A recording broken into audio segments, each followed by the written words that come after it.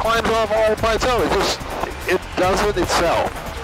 Okay? Yeah, you're right there with me though.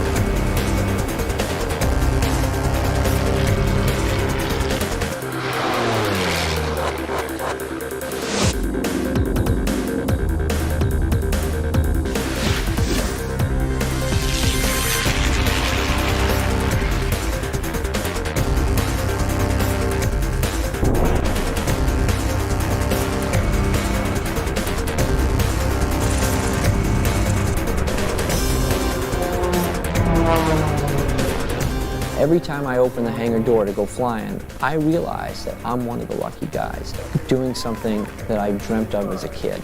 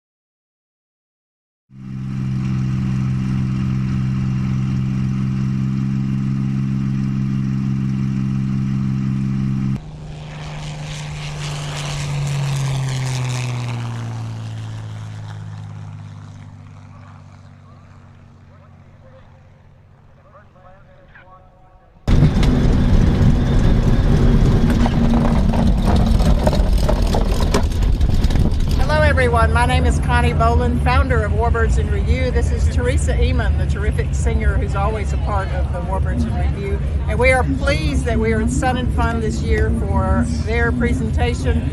We are developing that into more of a produced program and helping Sun and Fun. And Teresa here is, and I are standing in front of the P-51 and the Corsair over here to our right. They are on the featured at 11:30 this morning. Tomorrow we have the Blue Angel and the F-18 demo pilot, and then on Saturday we're pleased to have Stallion 51 joining the B-25 with Larry Kelly and Alan Lee, who is a 95-year-old veteran. So looking forward to Saturday. Teresa, what do you think of this year's show? I'm really excited to be a part of all of this, and I'm so glad to see this program being brought down to Sun and Fun and really expanding the Warbirds portion of Sun and Fun. Warbirds in Review has been such a great program in Oshkosh, and so many of the air show aficionados are not always able to make it to Oshkosh. So this is a great way to introduce this great program to Floridians and people who aren't willing to drive the 17 plus hours to Oshkosh. So I'm really excited. I'm excited for Sun and Fun, and excited that the EA Warbirds of America has a presence here. We have a lot of our members and owners and veterans here that we are happy to pay tribute to. So welcome to the Sun and Fun version of Warbirds in Review. If we don't see you here, we look forward to seeing you in Oshkosh or somewhere soon. Take care. Oh, you smart, you smart. Oh, and then the spell was cast. Here we are in heaven. For you are mine at last.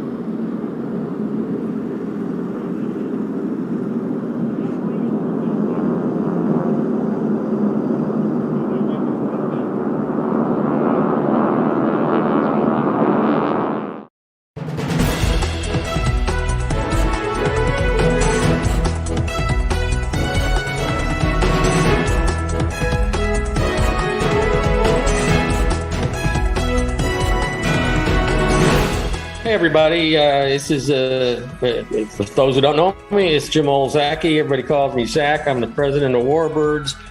For this particular event, it's more important to know that I'm the co-chairman of the Warbird ramp at the Sun and Fun Air Show. And so let me give you a quick rundown on what's going on here. Yesterday was the first day, what we call the arrival day. And what leads up to the arrival day, or part of the arrival, is a whole bunch of the different trainer groups come in formations. They arrive at the same time. They take up different layers of altitude, pretty darn close to each other, and they converge and crisscross each other in the air.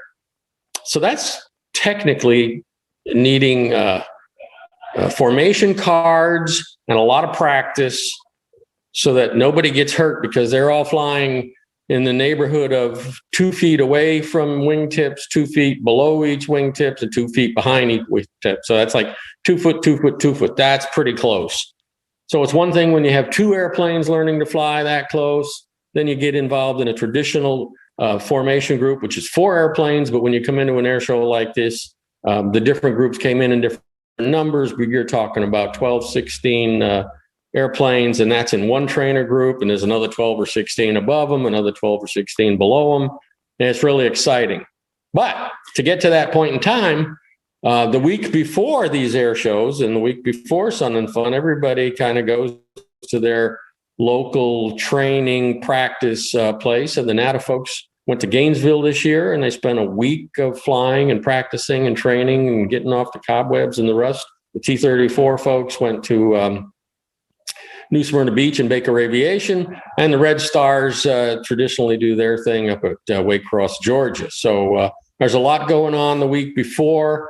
People are already really chomping at the bit to get into the air show, and that's a perfect segue. So here I am on the ground getting ready for all of this on arrival Tuesday. But more importantly, as you arrive here, most folks didn't have air shows last year, and you could just see the joy and the smiles and the excitement about being back at it, being back on the circuit and spending time with old friends and telling good stories and a few lies. And it's kind of exciting, hangar flying, and you look over across the field and you'll see people go, I know the plane was doing this and the plane was doing that. So it's super exciting for everybody, including the non-Warbird people. I spoke to the Sun and Fun Chief of Air Ops and Chairman Greg Gibson and Lights Leanhouse, and they said all of the pre-event metrics were indicating that people are just busting at the seams and breaking all kinds of records with the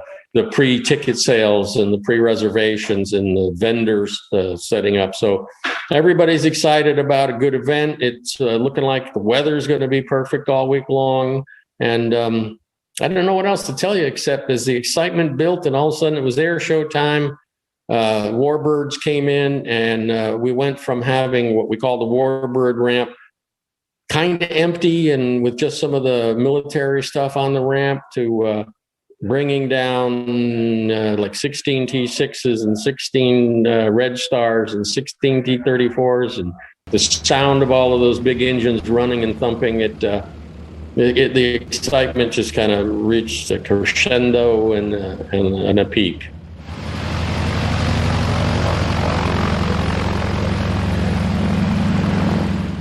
Well, a traditional day here is, everybody gets here, at least in terms of the volunteer ramp crew and the line crew. They all get here about 8 o'clock. They get briefed on what's happening for the day, and they immediately start repositioning planes for what's going to go on that particular day. So, for instance, today's Wednesday, and the Warbirds fly in the air show Tuesday, Wednesday, and Thursday. So they find out who is signed up, who in the Warbird community is signed up to fly today, Wednesday, and they kick them out of being buried behind some other airplane and get them set up. They make sure that the fuel truck is called to make sure they've got their fuel topped off. They have to arrange with the smoke oil people to get the smoke oil trucks over there and smoke oil for those who need it and want it. While they're doing that, back near the base of operations, the Warbird building, you got the air boss, and they're getting ready and setting up their overheads and their slideshows for the briefing. The briefing for the Warbirds and the performers takes place around 11 o'clock. And so that's kind of eating up the morning. Then as the briefing ends and people go to their planes and they make sure they're ready, they make any special requests to the line crew at that point. Now we're kind of pushing past 12 and the air show starts at 1. And all of a sudden, the security folks have to go around and sanitize the areas where the planes are going to have props turning and jets blasting from the civilians who are walking around, and make sure that we're in a safe situation so that nobody's in the way of planes and aircraft movement. That takes place. The next thing we know, it's 1 o'clock. The flag drops. They start the air show, and the Warbirds are usually early. So we have kind of 2 general areas. There's the Warbird ramp. That's kind of the feature and up front. And then there's a closed runway 523 on the backside. So they start kicking out planes and taxiing them, and they go into the hold, and they're waiting, and they take so then the airfield is turned over to the air boss during the air show, and he starts, he'll release planes from 523, Warbirds, T-28s move down to the end of the runway. They do their run-ups down there. Planes are flying over and doing their flybys and their acts. While the act finishes, you get one set of planes being launched while another set of planes are being landed. So it becomes a very complicated dance choreographed by the air boss. And so that goes on till 4:30. 4:30 comes, and then we kind of have the reverse of what started happening between 11 and 1. And now you're recovering aircraft. And I'm kind of cheating back up to yesterday. So yesterday we had the trainer groups all arrive. We put 40 planes on the ground in a half an hour. And place them, whoop, here comes the next group. So I kind of refer to that as chaos, but it's controlled chaos, and it's something we do all the time. So back to today, it's now 4:30 and the air show has ended. Now we're moving planes back into spots, parking them in between here, behind there, have to make room for the folks that are taxiing in. Some are going left, some are going right. And that dance takes, that can take another hour. And, then it's Miller time, and everybody wants to go and talk about what they saw go right and go wrong today. And share more time with the people I haven't seen for 2 years.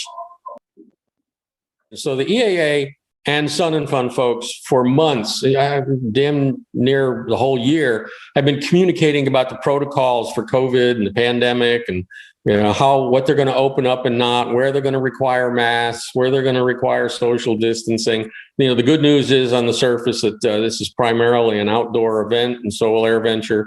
But then the buildings, how many people can the buildings hold, and how many are they going to cut it back to? Where in close quarters are going to require masks, in wider quarters they're just going to ask for social distancing. So EAA and Sun and Fun have been communicating all of those issues. The best news of all is that Sun and Fun and everything they're learning from it becomes a template for AirVenture. The communication between EAA and Sun and Fun will help us identify what worked, and we'll modify it. We clearly can see that there's pent-up demand and people want to move on with their lives. It's good news that things are improving on the home front with people getting vaccinations, and the metrics of the pandemic and sick people and new cases.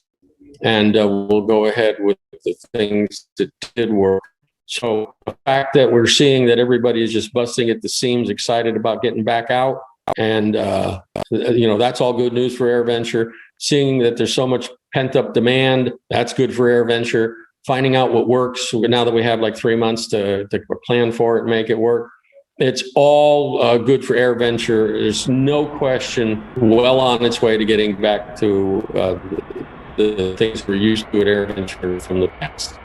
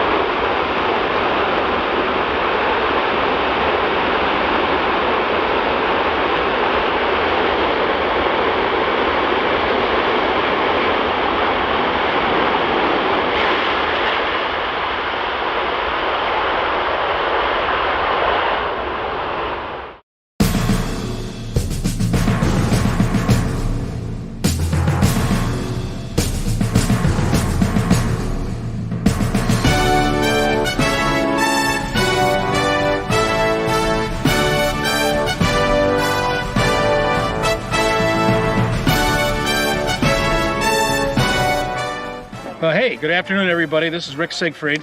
I'm a Warbird member, T6 owner, and a big enthusiast. And we're down here in lovely Galesburg, Illinois in the summer of cancellations, trying to get a little bit of a friendly formation clinic in, which so far we've been very blessed with wonderful weather, and we're having a great time down here.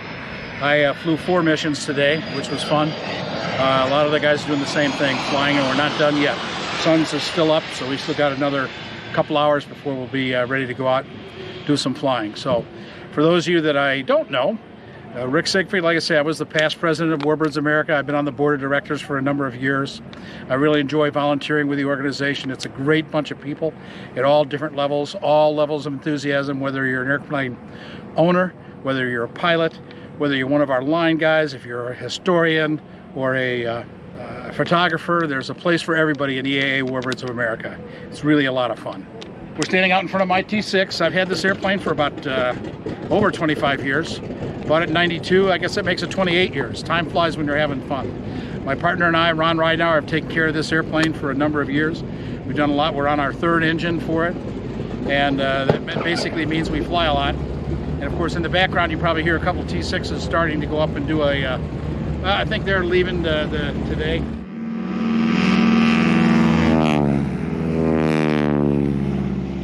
And that's what we're out here doing. We're out here being very practical. We're training. We're checking our proficiency. We're bringing the new guys up to the level of standards that we've all come to expect out of the FAST program, which is the Formation and Safety group that works with formation flying. So anyway, it's a good time out here. It's great to see a lot of volunteers come out and help us with running this operation safely, and we'll continue to do that.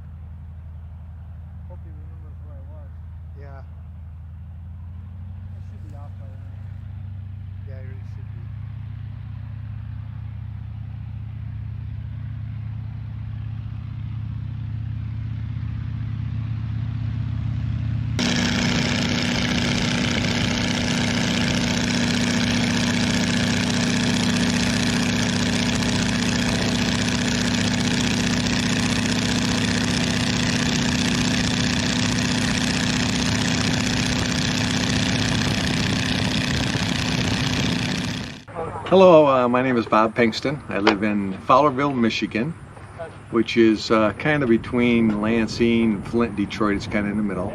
I have my own little strip. It's the identifier is 54MI. It's called Pinkston's Aeroworks, and that's where I keep the steerman.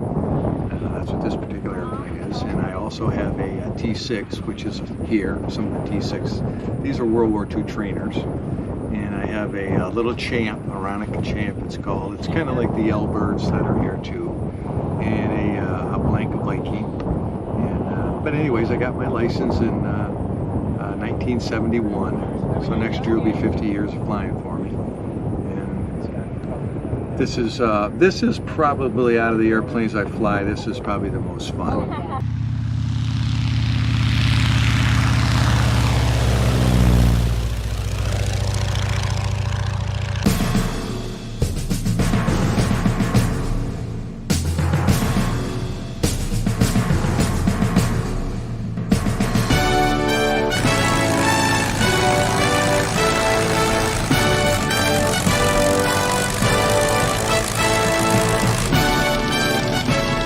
So, just quickly, how has COVID affected your year? There's no way to overstate that. You know, we normally do 25 to 35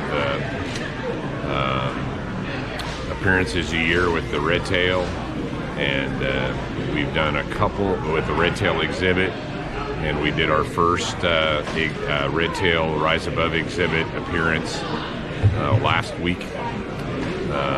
And we've got one more scheduled, so we did a total of 2 appearances.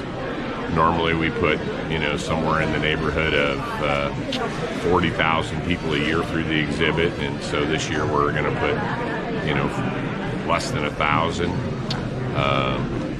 Our airplane, hasn't flown hardly at all. It's just, there's no way to overstate the impact that it's had. On the CAF in general, our year-to-date hours are probably down 75%. A few airplanes have been out on tour doing some rides, and they're starting to have some success at that. But we're here this weekend, and that's all brother, and we're doing some rides here, and that's all brother. We brought the Red Tail here just for pilot proficiency. I mean, our pilots haven't been able to fly, and we just needed to get together and fly to stay current. So it's been a devastating year. There's just no other way to describe it. And then, so when you're here, you mentioned it earlier, just a minute ago, but what do you hear? Why are you here at the clinic? Is there anything other than pilot proficiency? What, I mean, That's All Brother is here because there's a crowd here and because they invited us to come. And, the Southern Heritage Museum here does a great job of telling the story of World War II and all that happened then. And That's All Brother is a great storyteller, and it has a fantastic story to tell. So, that's why it's here. And so what are your plans then for 2021? Well, you tell me what 2021 is going to look like. And I mean, we're planning for a full season. Right. That's our plan. Okay. And we're hoping that that happens.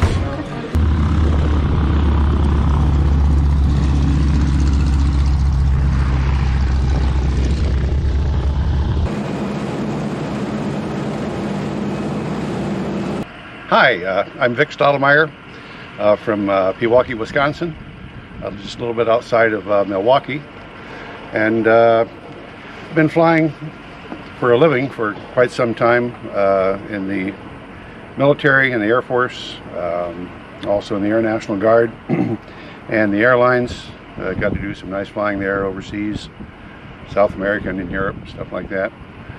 And aviation pretty much has been my career the entire time. Retired about 10 years ago, and I've had a chance to meet some terrific people, like I said, all around the world, and some great folks that have taught me a lot about flying and everything. And this is my Harvard. It's a Harvard Mark IV Canadian-built T6. It was built in about 1952. And it's been a good old bird. I've had it for about 30 years now. And I fly it as often as my wife gives me gas money. And it's painted up in the colors that it had back in the day. My wife and I went up to Canada to pick it up near Edmonton, Alberta, and flew it back. And it was painted up like this. We redid the engine and several times, and some other things, some avionics, all that kind of stuff. And it's been a really nice, reliable old girl.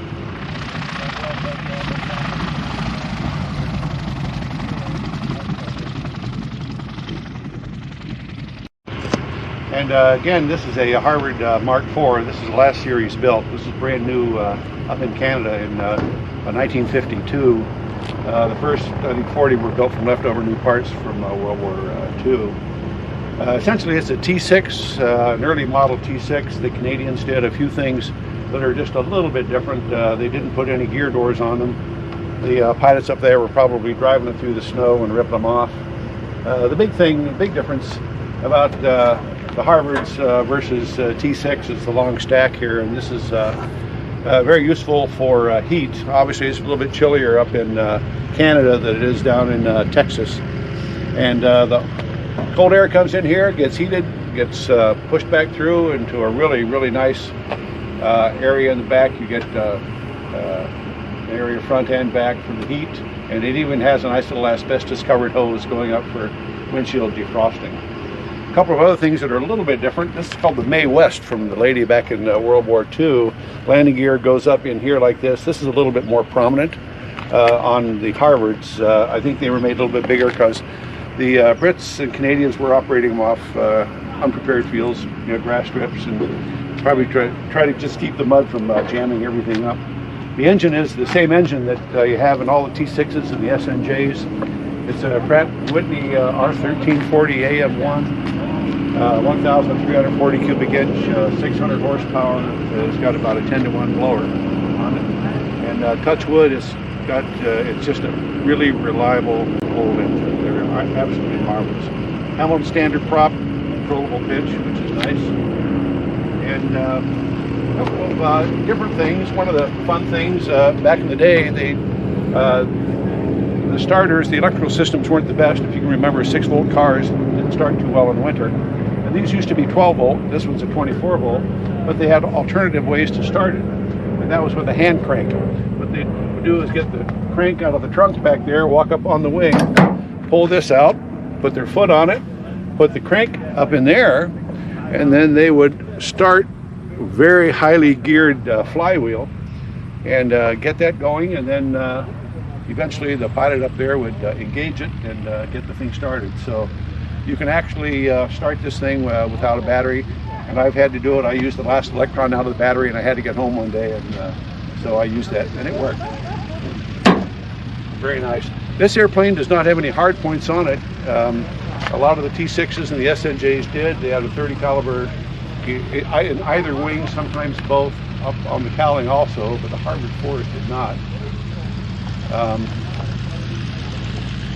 One of the ways that you can tell a Harvard is this secret little decoder ring here is a square door. This is a square door here. All the other T6s and SNJs have a diagonal cutout here.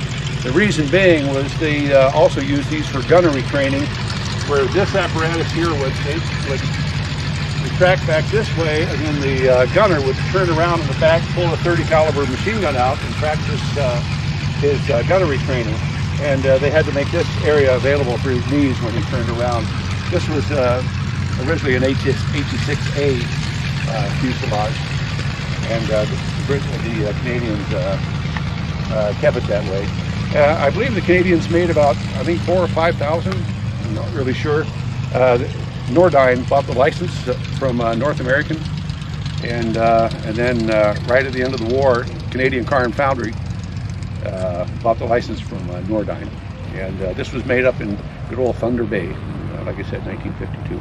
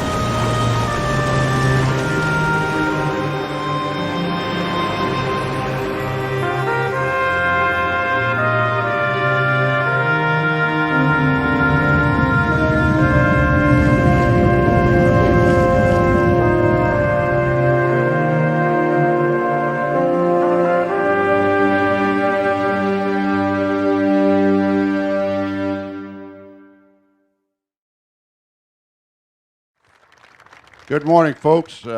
Welcome to 2012 Warbirds in Review. And in deference to my son, my name is Sam Bass. This is my birthday, July the 28th, 1933. So this is my birthday present, having the honor of being to interview these gentlemen. This airplane Panchito belongs to Larry Kelly. He's from Enterprise, Alabama. He's got quite a resume, but I'm not going to go into it. He has 4,000 hours. He's been with the DAV flight team for 10 years. Now, what I'd like to do is Larry's going to tell us a little bit about the history of the B-25 and then about the particular airplane itself. Here, Larry. Thank you, Sam. Happy birthday. Thank you. You don't look that old. This particular airplane is not the original airplane that carried the Panchito nose art. This particular airframe was built in October 1944 in the last contract series North American had, manufactured in Kansas City, Kansas, where all the J models and the H models were manufactured. The B models that the Raiders flew were all manufactured out in California. Then later, the C models were manufactured in California. The D models in Kansas City, along with all the J and H models. The G model you hear about was actually a D model. It was converted, had the cannon added to it. The H models came out of the factory with the cannons in the nose. 75 millimeter artillery piece mounted in the crawlway going up to the bombardier's nose. But this airframe, built in October 1944, entered service in January 1945 and was used as a crew transition trainer. Now what that means is pilots had just finished pilot training and gotten their wings. Bombardiers just gotten their wings. Gunners had just gotten theirs. Everybody just finished their trade schools and their technical schools would be brought together as a crew, and they would be assigned an airplane at a training base or transition base where they would learn their fighting skills as a crew. They'd go out and do bombing practice, strafing practice, and learn to practice together, and then be shipped off to the theater of war to become replacement crews in the different theaters around the war. Other crews would get in the airplanes, and that would just repeat over and over and over again at these transition bases. Now, the original Panchito, built in the same lot number as this airplane, or same batch number, I guess you could say, was assigned to the 41st Bomb Group and was flown to Hawaii in early January 1945. And the 41st Bomb Group had already seen service down in the Central Pacific, had done their job there. The Japanese were pretty much defeated in that area where they were assigned. So the 41st was brought back to Hawaii to get outfitted with new crews and newer airplanes. They had G models down in the South Pacific, and they were getting the new J models. Everybody knew by then that it was only a matter of time before the Japanese had defeated, and the 41st was going to be one of the outfits going to Okinawa to be assigned for the softening up of the Japanese. And at the time the airplane was assigned, Don Seiler was a senior combat pilot in the 396 Bomb Squadron. You'll see his name painted under the wing up here, or under the cockpit window. And Don had volunteered for a second tour, and his buddy Ben Tarnauskas, he'd gone through all the training with, had volunteered for a second tour. They went to the base theater. They saw a movie called The Three Caballeros. And they could see themselves, one as the suave green parrot who was the ladies' man. That was Karaoke Joe. Any of you that's seen the movie, it was one of Disney's feel-good animated musicals from World War II. And Don Seiler could see himself as Panchito, that high-energy Mexican rooster with the 2 6-guns. And so he painted Panchito on his airplane. Karaoke Joe was painted the other one. Off they went to Okinawa, began their combat operations in the late spring of 1945. But just for a little perspective, at that time, Don Seiler was 22 years old, and he was a senior combat pilot in the 396 Bomb Squadron. He was the guy the new guys had to fly with before they could fly missions on their own. So that's where the name came from. All the 41st Bomb Group at the end of the war, all were ordered to go to Clark Field. The airplanes were lined up, blown up, and the debris was bulldozed into ravines, big dugout holes that were done there on Clark Field. And there the remains of the original Panchito remained, except for the 8-day clock, which sits on the mantle of Bill Miller's house. Bill passed away last year, though he was the last surviving original crew member. The difference is, some of you have been asked many times, between the J model and the B models that the Raiders flew. Same basic airframe, same basic engines. A lot more armament was added later on. The package guns were not on the early ones. That's the guns on the side. The guys had one .30 caliber machine gun in the nose that could stick from one hole to the other. David Thatcher here had a one turret mounted just after the bomb bay, a Bendix turret with 250 caliber guns in it that occasionally would work, most often wouldn't work, right, David? And did you have trouble with yours on the raid? Did yours work? Not very well. Not very well. Okay.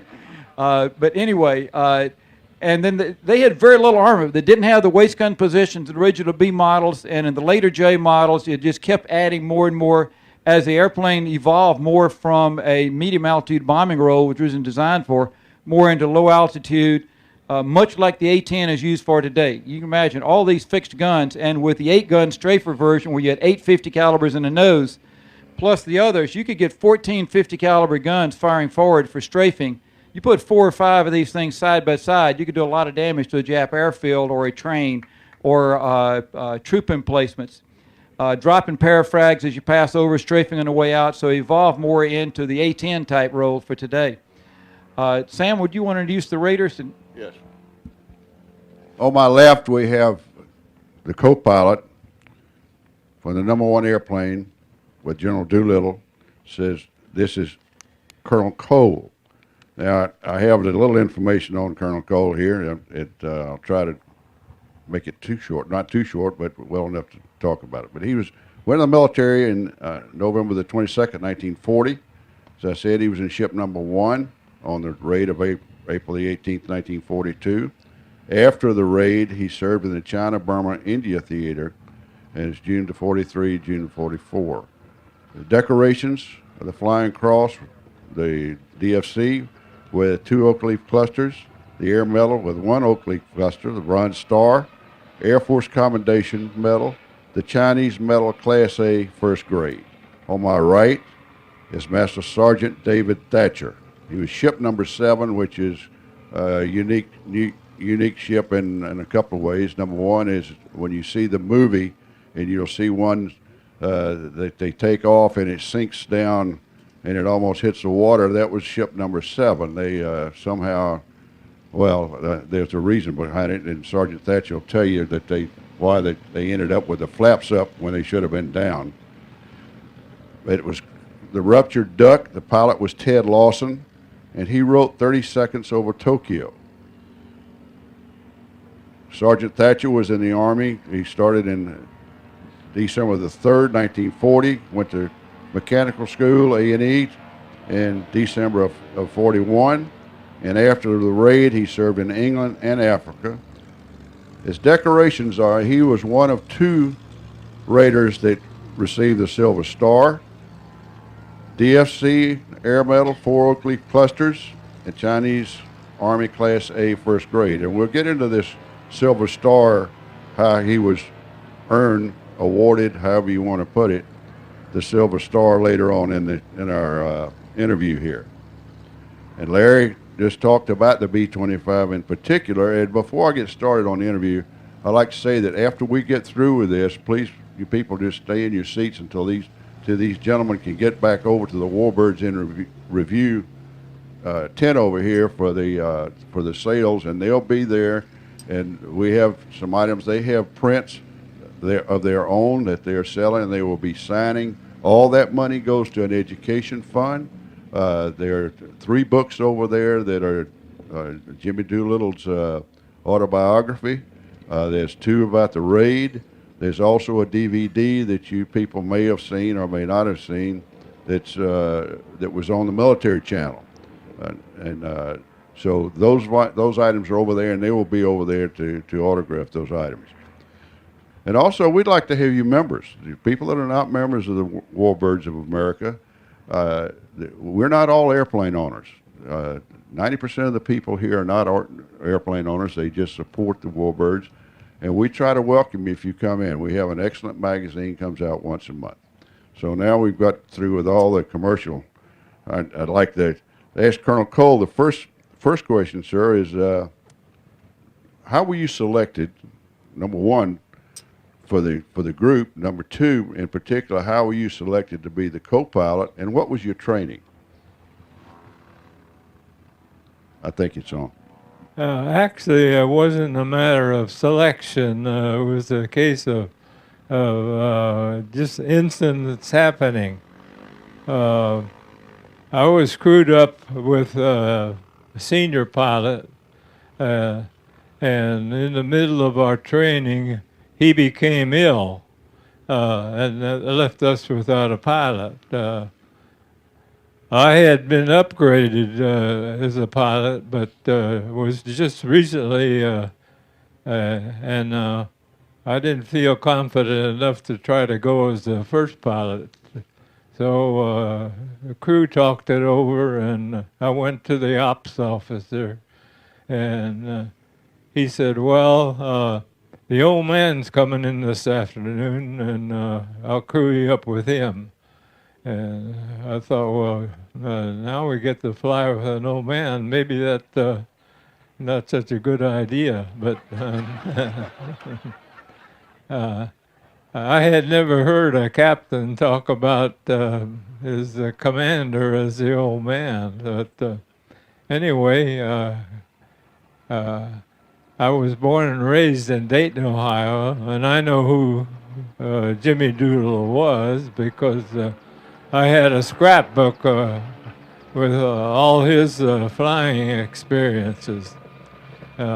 He came in that afternoon about 1 o'clock, and by 2 o'clock we were on our way to Lakeland, Florida for some business he had to do. And from there we went to Washington, to Bowling Field, and back to Wright Field, and then back down to Eglin. And he didn't fire us, so we turned out to be his crew. Well, what was your training after you got down to Eglin? What consisted of your training? The main part of the training consisted of a young Navy pilot from Pensacola instructing us on how to make a short carrier takeoff. It turned out that when all the airplanes were on the deck, we would end up with about 449 feet to get off in. His name was Hank Miller. He was a very good instructor, and he judged each crew. And in Doodle's case, he qualified in 3 attempts, and from then on, our training was low-level navigation and night navigation, bombing, and the navigators were given a crash course in celestial navigation, and the bombardiers and gunners, if the turret would work, or they got some training work in the turret, and that was about it. Originally, Colonel Doolittle wanted to make sure that all the crews got 50 hours of training, but I think it ended up more around 30 hours. And incidentally, when they asked for volunteers, there was the Tom White, was the squadron doctor, and he wanted to go, but Colonel Doolittle told him he didn't have space for him. The only spaces available were for turret operators. Well, somehow Tom White got us a space in the turret training field. I don't know how he did it, but he qualified on the turret and ended up flying as a gunner on one of the airplanes. Which is going to lead to another story later on in there, because he was the other recipient of the Silver Star. Sergeant Thatcher, when you finished your training down there, you ended up going to Sacramento. Is that correct? And you were there Yes. for quite some time, and I understand that was not a very pleasant experience maintenance-wise. Is that correct? That's right, yes. Our home base had been at Pendleton, Oregon, and on the way to Columbia, South Carolina, the airplanes were modified at Minneapolis. The bottom turret was removed. We knew that no enemy fighter could get underneath of us flying that low, and there was a 60-gallon tank put in there where the bottom turret was. in the top of the bomb bay. They put a tank in there, and we still had room for 400 or 500 pound bombs. There's a crawlway between the top of the bomb bay and the top of the airplane. They put a collapsible rubber tank in there. After we got to Columbia, South Carolina, then we selected the cruise. So I was able to get on one of the crews there, and went to Eglin Field, Florida, made her intensive training there. I had the 250 caliber machine guns in the turret, and then there was a flexible 30 in the nose. We also had 2 black painted broomstick in the tail for a detergent. On the way, before I got on the airplane, they handed me up a dozen 5-gallon cans of gasoline, so we were pretty well loaded. When I got up in the airplane, the wind was blowing across the deck so hard I couldn't stand up, so we had plenty of lift to get off. I guess we did take off without our flaps. That's how we disappeared over the bow of the carrier when he took off. They transferred the gasoline, used that in the turret tank first, and then I was able to pour the gasoline out of the 5-gallon cans into the turret tank. Then I used the crash axe to cut a hole in each end of the empty cans and kicked them out the window. I did that so they would sink immediately instead of leaving a trail behind us. As we approached the coast of Japan, it happened to be a beautiful day, Saturday, right at noon. As we passed over the beach, the people were waving to us. We were flying so low I could see the expressions on their faces. They were cheering. Between the coast and before we reached Tokyo, we met a flight of 6 planes, but we were flying so low they didn't see us. They just kept on going. As we approached Tokyo, there was quite a bit of anti-aircraft fire, but it wasn't very accurate. We had to climb from our cruising altitude of about 50 feet up to 1,500 feet to drop our bombs. Our target was a Nippon steel factory in Tokyo. We had 3 500-pound demolition, 300-pound demolition bombs and 1 500-pound incendiary cluster. After dropping our bombs, we just dived back down over Tokyo Bay and headed southwest. We could see the mainland of Japan, but we were flying over the water. And finally, when we reached the southern tip of Japan, then we turned west to China. We were in there 13 hours that day. So when we reached China, we were nearly out of fuel. It was almost dark, and it was raining, and the pilot spotted a strip of beach to try to set the airplane down on. But we hit the water with the wheels down and immediately stopped and flipped us over. The other four of the crew were all thrown out to the nose when we hit.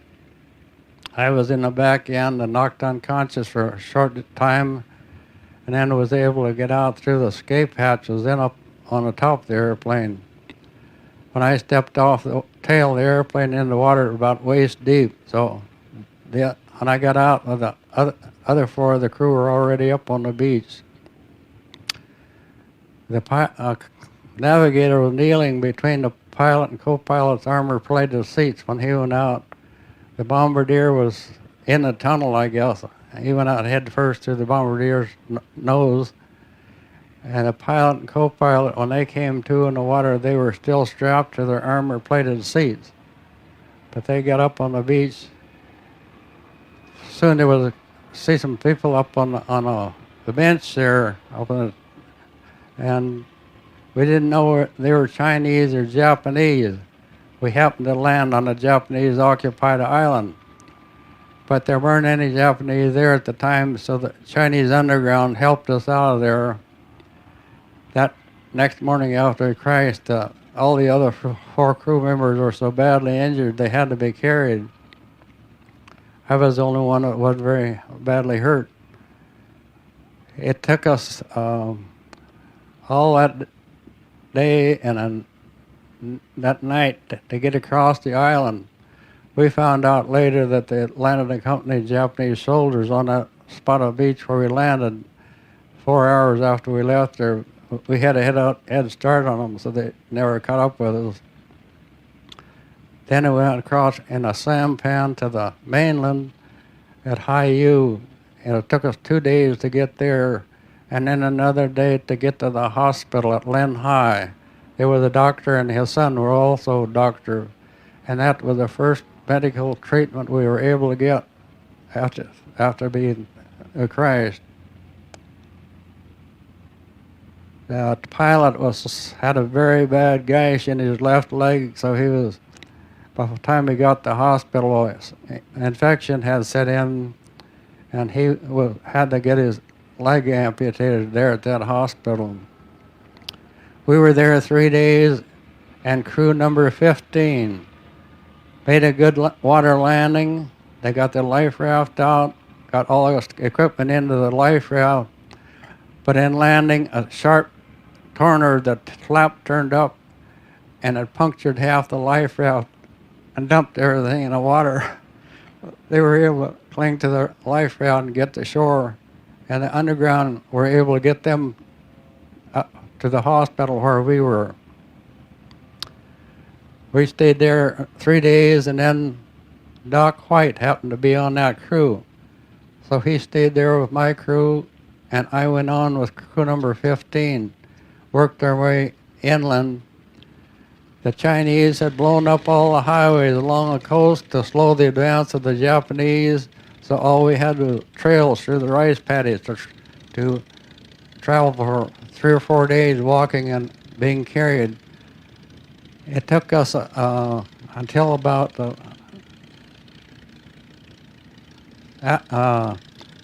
we finally got to Haiyu on the Yangtze River, pretty good sized city.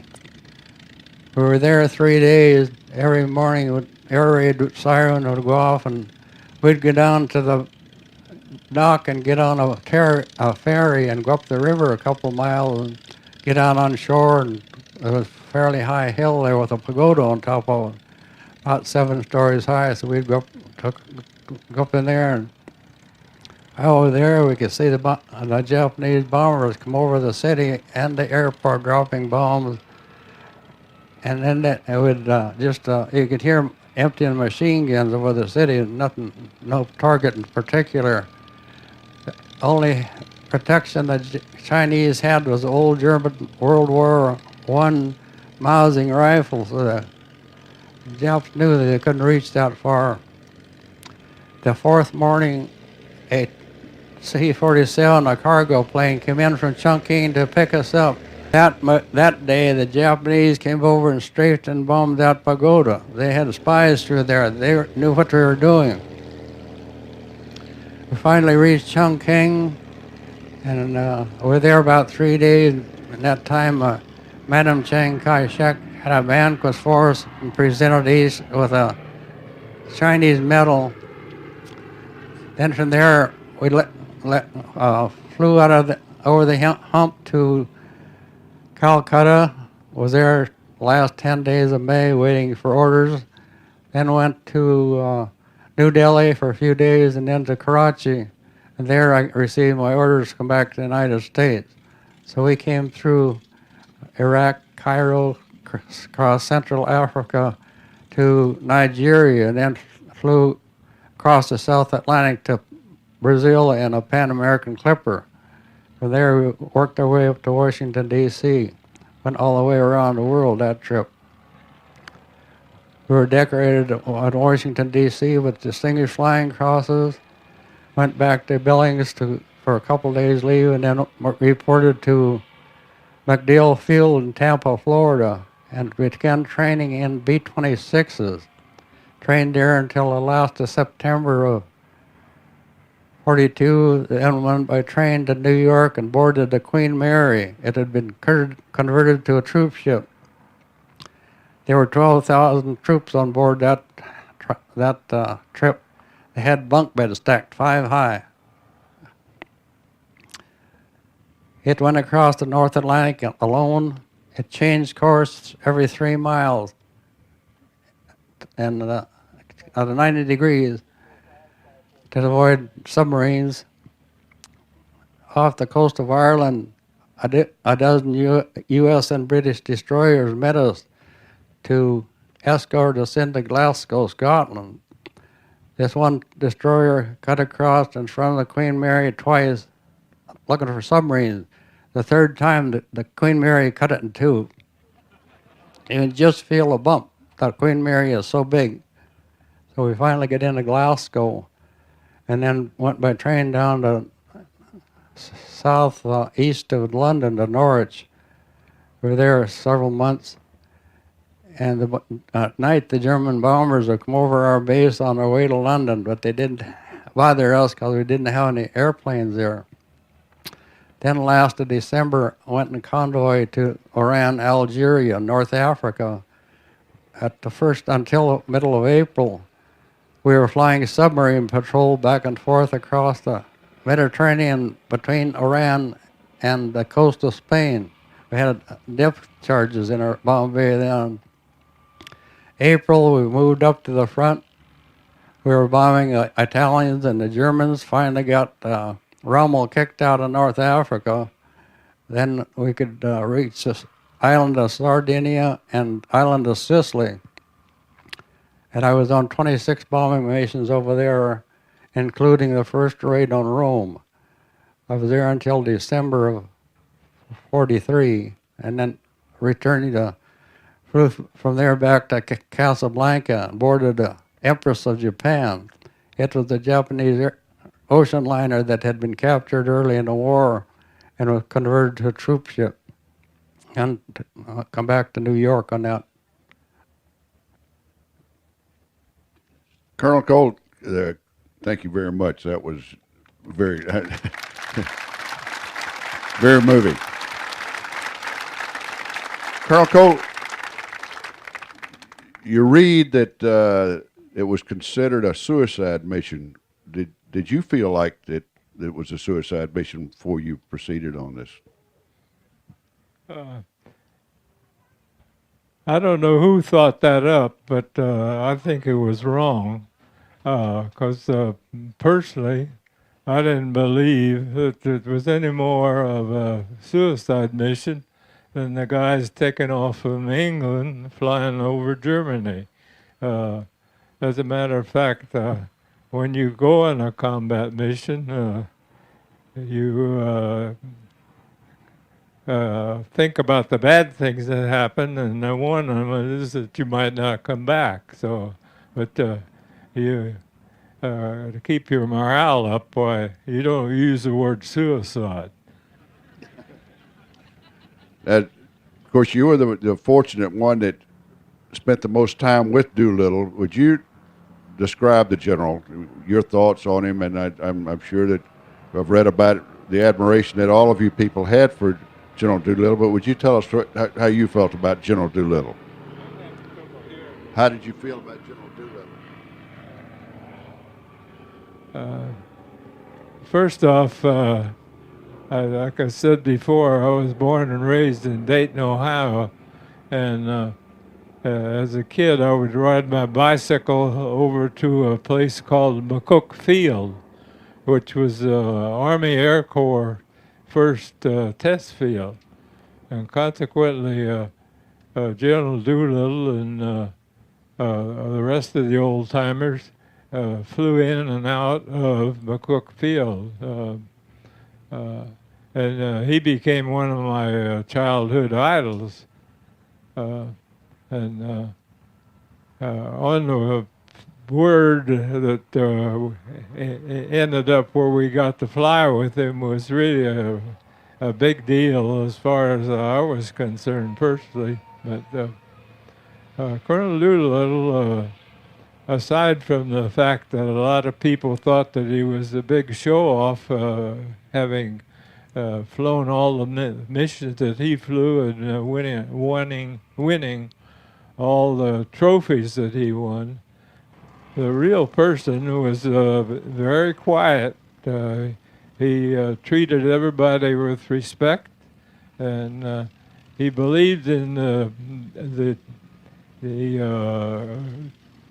idea of if you're in a crew that it's teamwork.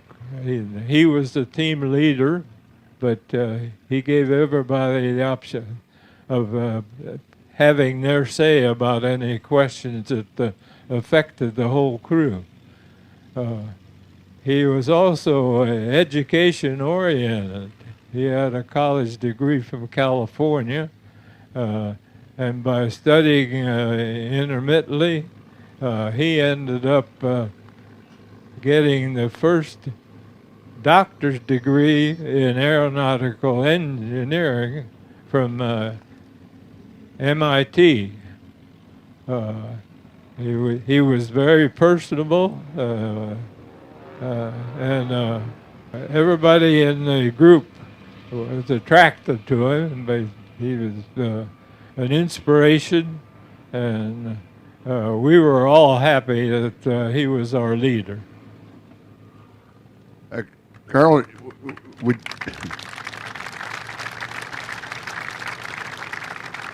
would you tell us a little bit about the 20-cent bomb sight, the bomb sight that you used instead of the Norden bomb sight, and why it was necessary? One of the crew, there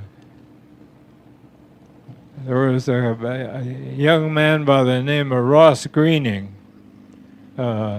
He was a very mechanically minded individual, and when we were going, the decision was made we were going low level, we took the Norden bomb sight out for a couple of reasons. It was extra weight, and we also did not want it to fall in the hands of the Japanese. Ross figured out a little aluminum-made deal with strictly nothing but a protractor with a pivot arm that you could move it up and down to different degrees. And he tried it out, and they were able to use it on the mission, and it ended up costing 25 cents.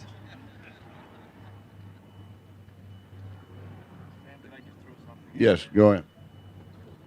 If any of you want to see what one looks like, the one that's in the nose of Panchito here was actually manufactured by Horace Crouch, one of the dual Raider bombardiers, and given to me at the Raiders reunion back in 2002, and it was the same one used in their book. But the theory was a simple protractor with an angle. If they practiced it, and at a certain altitude and certain airspeed, they'd practice how far the bomb would travel before it hit the ground, and from there you could calculate the angle that you needed. So if you can, as an example, if you can drop a 500-pound bomb from 1,500 foot at 210 miles an hour, you would set it at 30 degrees, and then just simply like tracking a rifle across the point. When your target came into the rifle sight, you target a bomb away. Extremely effective Mark Twain bomb sight. And by the way, the same gentleman that designed that is also the one that decided that, being they didn't have tail guns, that they would put broomsticks back there painted black to deter the Japanese from attacking from the rear. So that actually, there were no guns in the tail. There were just broomsticks sticking out the back. Not as brief, right? Yes. Now, Colonel or Sergeant Thatcher, either one or both of you, now you encountered a good bit of anti-aircraft, and actually there was fighters flying around when you flew over Tokyo, even though none of you got shot down. Is that correct? I guess you saw a lot of anti-aircraft. Isn't that correct? Actually, we had a little bit of advantage over the rest of the group because even though we arrived over Japan first, they had just had completed a air raid exercise, and one of the airplanes that in their inventory was a two-tailed airplane, something like the B-25, called the Nell. And as we flew over the island, people waved at us. We flew across 2 or 3 baseball fields where they were playing baseball, and after we dropped our bombs, we were started to get the anti-aircraft. There was jostled us around a little bit, but like Dave said, it wasn't accurate. After we dropped our bombs, we went back down on the level and flew out south of Japan, and because we didn't want them to know we were turning toward China, and it was maybe 75 or 100 miles. We made our turn and headed southwest toward China. One thing that they mentioned in the book was that prior to bailout, you were just giving out of fuel. What were your thoughts? You're in a storm, and what were your thoughts just before you bailed out? You didn't know where you were, and anyway, what were your thoughts? Well, I guess to set the picture was you visualize yourself as standing in an airplane in the middle of a thunderstorm at night. And the thunderstorm was very active, lots of bumpiness and lightning and so forth. And looking down at the black hole that was going to exit you into a country where you had no idea where you were, was probably the scariest time. But it turned out uneventful, and all the crew made it successfully. So you bailed out, and you were able to reconnoiter, and all of your crew came back together. Would you describe General Doolittle's thoughts about his thoughts of how the raid went? After we bailed out, and each one of us spent our the night, we were all together the next day. I walked maybe 15 or 20 miles, I guess, and arrived over a cliff. And this was about dusk at night. It had a Chinese nationalist flag flying over it, and I went down to the building that the flag was flying on, and I was accosted by a young Chinese soldier. He took me in the building, and which was empty except for a table. On the table was a piece of paper with a two-tailed airplane and 5 parachutes coming out of it. I finally got him to take me where he took the individual that made the sketch, and I walked in the building, and there was Colonel Doolittle. I said, "Boy, am I glad to see you." Anyway, he greeted me and said he was happy that I wasn't injured. And maybe a couple hours later,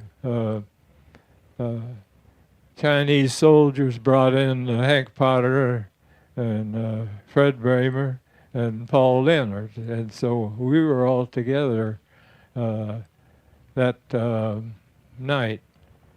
The next morning, the Chinese took us to a place that had a telephone. And Colonel Doolittle's biggest worry was he wanted to learn where everybody was if he could, and it was a very difficult deal. But anyway, the Chinese decided they would take Paul Leonard, the crew chief, and Doolittle up to the crash site. So they took off and went up, was higher up on the mountain. And as they were looking over the debris, Doolittle expressed to Paul that he might end up in Leavenworth, having lost all the airplanes and none of the, didn't know where the people were and so forth. And finally, Paul told him that they were going to promote him to a brigadier general, and he would get the Congressional Medal of Honor. And then Paul also added, if they give you another airplane, I want to be your crew chief. And Doolittle personally expressed himself. And he says, tears came to my eyes, because that was the biggest compliment I've ever had.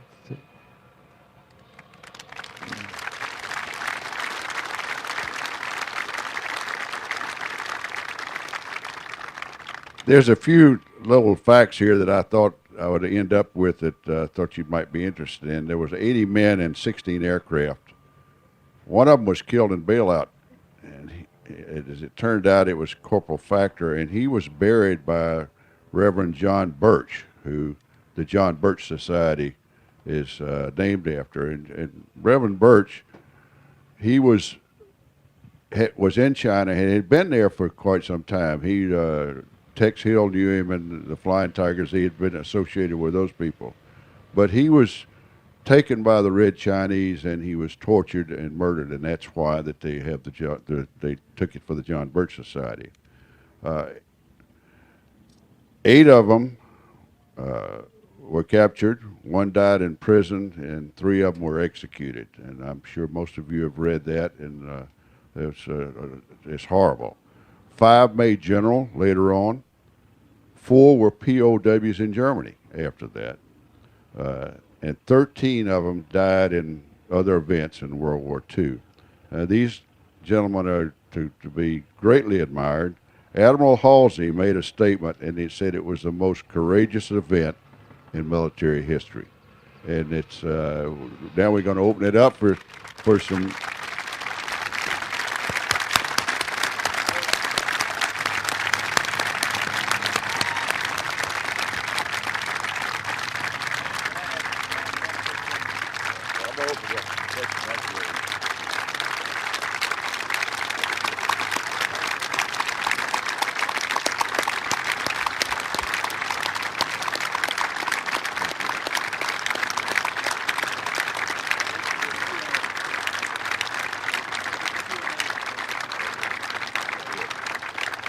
And as I said before, when we end our little question and answer, and if you'll allow the gentleman to escort them, our guards here, to escort them inside, and then we'll do have the signing. So we're going to have anybody have any questions back there? Yes, sir. I need one of those. Yeah, here, I'll use this one. Don't take this. Well, you'll need a.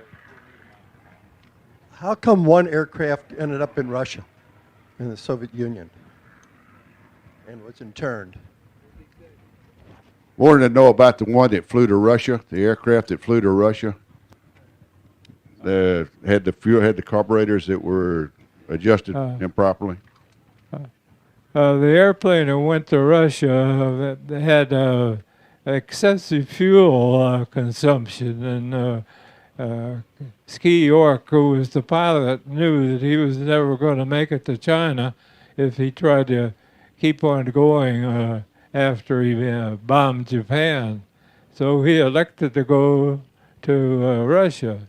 The flight to Russia was uneventful. He landed wheels down, except when they landed, they became a kind of a political pawn, and they were put under house arrest for 14 months. They finally escaped through a few Russian-made loopholes into Iran and got back to the States. You wanted to say something, Larry? Just one quick thing about the aftermath of the Doolittle raid. And people say it was probably the most daring raid of World War II. But what it did, it was the turning point of the war in the Pacific. The Japanese were hugely embarrassed by American bombers within a mile of the Emperor's Palace and over their capital. It was a huge embarrassment. They had lost face with the Japanese people. They had to do something about it. It caused the Japanese then to pull back assets that weakened their other aggressive postures in the Pacific, and by then they figured it had to be launched from aircraft carriers. So they decided they had to find and sink the aircraft carriers that they missed at Pearl Harbor. Remember, the aircraft carriers were not in Pearl Harbor at the time of the Pearl Harbor raid. So they conceived the mission to take Midway as a launching point to find the carriers and wipe out the rest of the American fleet, because their mission all along was to knock out the American fleet and then sue for peace on their terms to consolidate their empire. Well, by then we broke their code. We knew they were coming, laid ambush, sank 4 of their aircraft carriers within 5 minutes. Remember Torpedo Squadron 8 and Ensign George K? The entire squadron were lost except for 1 man. But that was a turning point, and from there on, there never was a major victory by the Japanese. The Coral Sea was basically a draw. The Hornet was sank at the Battle of Santa Cruz, never saw its first birthday, because the Japanese by then had figured out that the Hornet was where the raiders had launched from, and they attacked it until they sank it. But the Doolittle raid caused the Japanese to make strategic changes in their war plan that caused them to lose the war. It was the first domino to fall. And by the way, he mentions Ensign George Gay. Ensign George Gay was on the Hornet and saw these gentlemen launch. So he had close association with these fellows. Another question. Okay.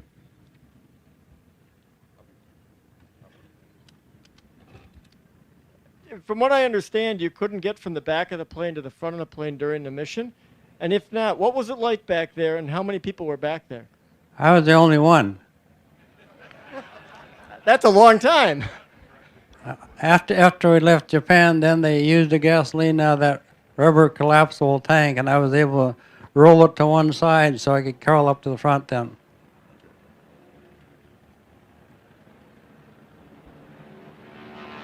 Sergeant Thatcher. In the movie 30 Seconds Over Tokyo, they showed the ruptured duck flying under the Golden Gate Bridge. Did you really do that? The Oakland Bay Bridge we flew under. Yeah.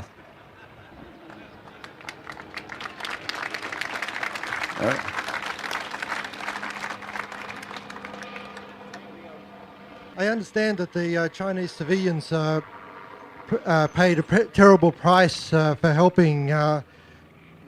In that regard, was the raid worth it? He's talking about the Chinese, the number of Chinese that were supposedly murdered after this for helping. Estimated that they killed 250,000, 250,000 Chinese. At any village we went through, they found out and they would wipe out the whole population of the village. Did you intentionally separate your planes for safety factors? We did not go in the formation. We went in alone. Well, the reason is because they were departed. They didn't want to waste fuel by, forming. So they just proceeded. They were short on fuel to start off with. They departed at 650 when it should have been 400 miles. They also were attacking 5 different cities, not just Tokyo. What is the normal takeoff distance for an unmodified B-25? Larry, you probably could answer that just as well. Well, you know, like many things, it's dependent on density, altitude. It's dependent on your weight, your fuel load, everything. I could not imagine getting off in 500 foot in this airplane. But lightly loaded, you know, we can get off probably in 1,000 or 1,500 feet. But you got to remember, I believe, Dick, you told me, Dick, you could point this out because you told me when we were doing the military channel series, what was the speed of the carrier and then the wind in the steam. I believe you said you had about 60 knots of wind across the deck before you even rolled. And another point, every airplane took off from the same spot. You know, the last airplane didn't have any further. They all had to taxi up to the same spot because the island being in the middle of the boat, you couldn't risk hitting the island and blocking the deck. So everyone had to come up and took off from the exact same spot. But Dick, could you point out or talk about the amount of wind you had across the deck before you started your roll? We talked about that, and we figured that we probably could be airborne with about 20 knots. I don't remember what the speed of the carrier was, but the wind was around 35 knots. Okay, we've got time for one more question. Well, we got two guys here right together. Let's just do them here. I'm from Japan, and I was a college student chopping wood on top of a mountain when it was Kii Peninsula, and you were following the river upward toward Osaka, and we didn't know you were American planes. We thought we'd never see an American plane at that time, but then we learned later. Much to we are very ashamed.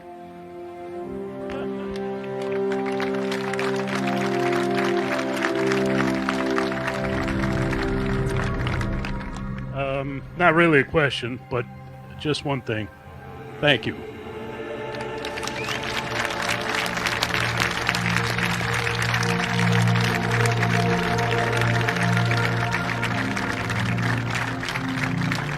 Well, Colonel Cole, Sergeant Thatcher, it's been a great honor for me to do this. I've admired you for years. I was born in 1933, but I remember the raid just like it was yesterday. And it's been a great honor. Thank you. Thanks all you folks for coming. And they'll be over on the other side over here. Appreciate it very much.